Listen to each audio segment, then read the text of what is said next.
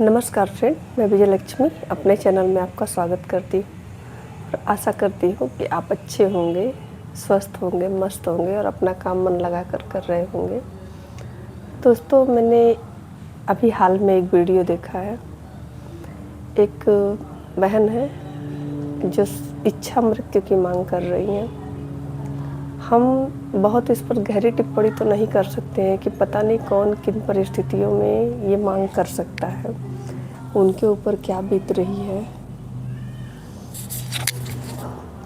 और क्यों शादी के 23 साल बाद उन्होंने ऐसी इच्छा सरकार से जाहिर की।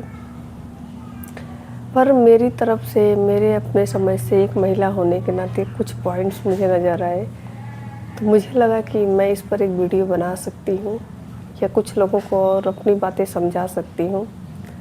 मैं नहीं कहती कि दुख कम हो जाते हैं या किसी के लाइफ में दुख नहीं है, सबके लाइफ में है। सभी लोग स्ट्रगल कर रहे हैं, अपने अपने लेवल से झेल रहे हैं।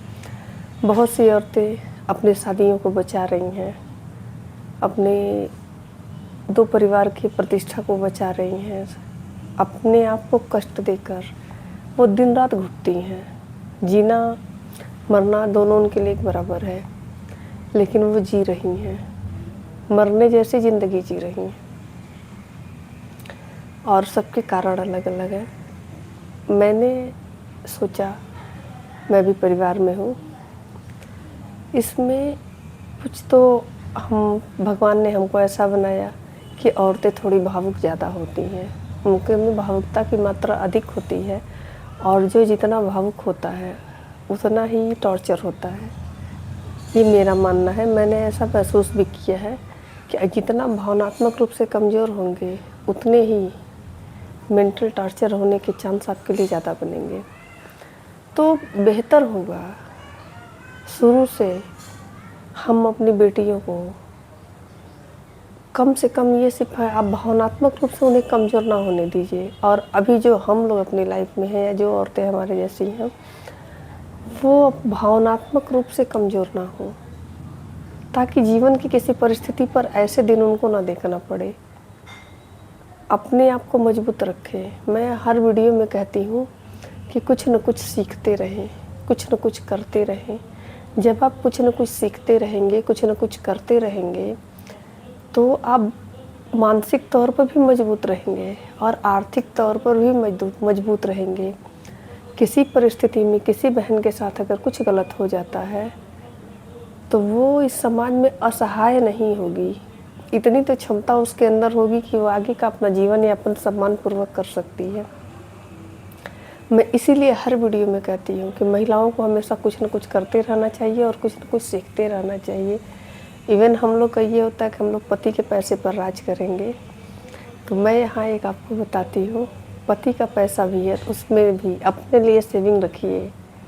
उन पैसों को खर्च मत करिए। आप गहनों के रूप में रख सकती हैं, किसी और रूप में रख सकती हैं। बहुत ज़्यादा पैसा है तो आप ज़मीन प्लॉट भी अपने साथ रख सकती हैं।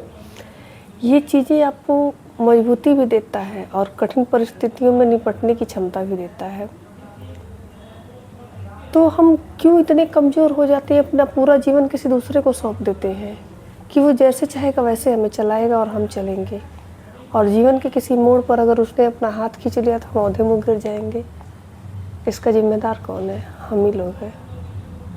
हम क्यों इतना निर्भर हो जाते हैं? ठीक है, शादी दोनों ने किया है, वो तो हमारे ऊपर निर्भर नहीं है, वो स्वतंत्र हैं, वो अपना एक स्थान बनाए हुए हैं और हम उनसे शादी करके उनके ऊपर पूरी तरह से निर्भर हो जाते हैं। और यही हमारी निर्भरता उन्हें एहसास दिलाती है कि हमारे बिना ये कुछ नहीं है। हम जिस दिन हाथ खींचेंगे औंधे मुँह गिर जाएगी।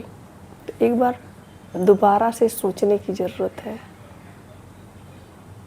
अगर आप चाहती हैं कि आपका जीवन सम्मानपूर्वक चले, आपको घुट घुट के ना जीना पड़े, आपको एक समझौते भरी ज़िंदगी ना जीना पड़े, तो आपको अपने लिए स्टैंड लेना पड़ेगा। किसी से झगड़ा करने की ज़रूरत नहीं है, कोई आपको हक देगा नहीं, आपको खुद लेना पड़ता है। आप बाहर जाएंगे प्रशासन के पास, कोर्ट कचहरी, सबके बाद एक पेट होता है जिसको भरने के लिए पैसे की आवश्यकता होगी। तो बेहतर होगा कि हम जब से होश संभालते हैं तब से अपनी बेटियों को संभालें। और आज सभी महिलाओं से मैं अपील करूँगी कि अपनी बेटियों को खूबसूरत बनना मत सिखाइए। वो नहीं भी खूबसूरत रहेगी तो उसका काम चल जाएगा, लेकिन उसको काबिल बनना ज़रूर सिखाइएगा कि बेटा तुम खराब रहोगी तो भी तुम्हारा काम चलेगा, लेकिन अगर काबिल कम रहोगी तो तुम एक सुंदरी और एक गुलाम की ज़िंदगी तुम्हारी रहेगी। कोई सुंदरता के बल पे शादी तो कर लेगा, रखेगा अपने ही शर्तों पर, आपके शर्तों पर नहीं रखेगा।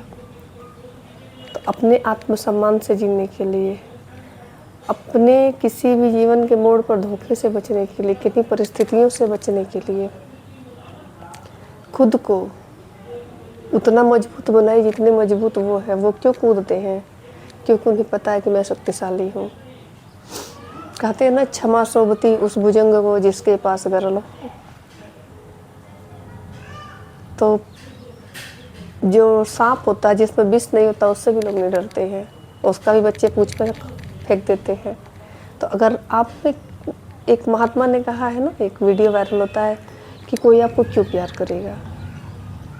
सही बात है, मैं उनकी बातों से सहमत हूँ। बिना मतलब के इस सोसाइटी में कुछ नहीं होता है। हर इंसान एक दूसरे से अपने स्वार्थों की वजह से ही जुड़ा हुआ होता है।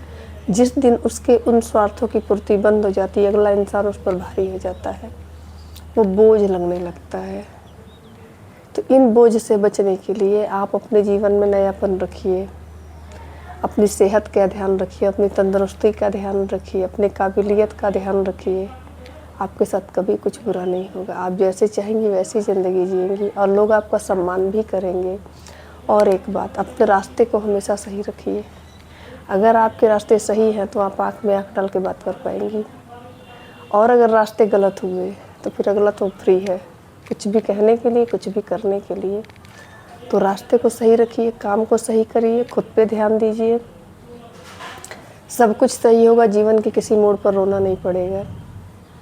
मैं इस वीडियो को यहीं समाप्त करती हूँ। अगर मेरी बात से सहमत हो तो लाइक और कमेंट करिएगा। नमस्कार।